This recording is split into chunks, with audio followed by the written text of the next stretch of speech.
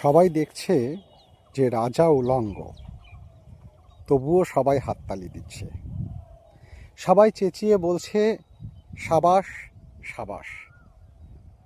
কেউ বা নিজের বুদ্ধি অন্যজনের কাছে বন্ধক দিয়েছে।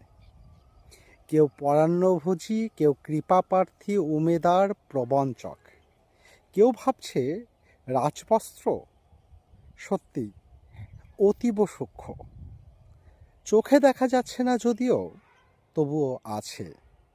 অন্তত থাকাটা কিছু অসম্ভব নয়। গল্পটা সবাই জানে, কিন্তু সেই গল্পের ভিতরে প্রশস্তি বাক্য উচ্চারক কিছু আপাদমস্তক ভীতু ফন্দিবাজ অথবা নির্বোধ স্তাবক ছিল না। একটি শিশুও ছিল, সত্যবাদী, সরল, সাহসী একটি শিশু। নেমেছে গল্পের রাজা বাস্তবের প্রকাশ্য রাস্তায়। আবার হাততালি উঠছে মুহুর্মুহু, জমে উঠছে স্তাবক বৃন্দের ভিড়। কিন্তু আজ এই ভিড়ের ভিতরে কোথাও শিশুটিকে দেখছি না। শিশুটি কোথায় গেল?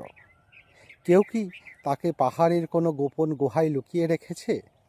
নাকি পাথর, ঘাস, মাটি নিয়ে খেলতে খেলতে সে ঘুমিয়ে পড়েছে দূর কোনো নির্জন নদীর তীরে, কিংবা কোনো প্রান্তরের গাছের ছায়ায়?